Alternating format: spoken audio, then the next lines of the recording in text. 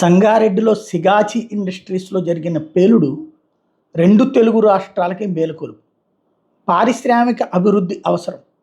పారిశ్రామిక అభివృద్ధి అంటే పరిశ్రమ వాళ్ళకి సంబంధించి ఎలాంటి సేఫ్టీ మెజర్స్ పట్టించుకోకుండా కోట్ల రూపాయలు ఖర్చు అవుతాయంటూ కార్మికుల ప్రాణాలని పణంగా పెట్టేటటువంటి వ్యవహారం అన్నటువంటిది ప్రమాదకరం.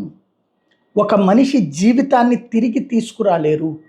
ఇక్కడ చనిపోతున్నటువంటి వాళ్ళకి సంబంధించినటువంటి అంశాలలో ఓ 10 లక్షల పరిహారం, అంతకుముందోడు 5 లక్షలు ఇస్తే మేము 7 లక్షలు ఇప్పించాం, లేకపోతే 10 లక్షలు ఇప్పించాం అనేటటువంటి పనికి మాలిన ఉపన్యాసాలు మానేసి ప్రతి పరిశ్రమకి సంబంధించినటువంటిది సేఫ్టీ మెజర్స్ ఏ మేరకు ఉన్నాయి.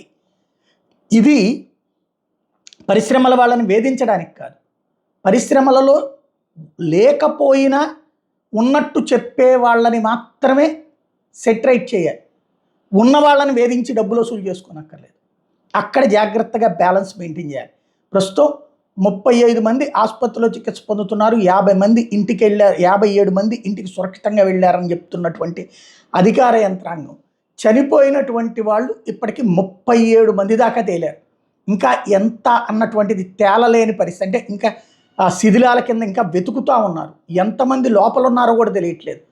తీవ్ర ఇబ్బందులు పాలవుతున్నటువంటి వాళ్ళు 27 మంది. 7గురు పరిస్థితి అయితే ఐసీయూలోనే ఉంది, అక్కడ దుర్వ ఆసుపత్రిలో ట్రీట్మెంట్ తీస్తున్నారు. 27 మంది కార్మికులు ఆచూకీ తెలియలేదు. అంటే చూడండి వాళ్ళందరి పరిస్థితి ఏంటి అన్నటువంటి.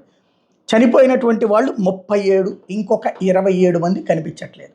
అంటే దాదాపు 60 మంది జీవితాలు, 60 కుటుంబాలు, ఆ కుటుంబాల మీద ఆధారపడ్డటువంటి వాళ్ళ జీవితం ఏమైపోయినట్టు. ఇప్పుడు సిగాచి ప్రమాదం మనకి నేర్పుతున్నది ఏంటి అంటే అధికార యంత్రాంగాలు నిద్రపోతున్నాయి, ప్రమాదం వచ్చినప్పుడు పరుగులు పెడుతున్నాయి, కానీ కాపాడటానికి స్థాయిలో మనం ఏర్పాట్లు లేవు. ఇట్లాంటి ఇన్సిడెంట్ దగ్గరికి ఓ పక్కన ఆ పేలుళ్ళు జరుగుతున్నా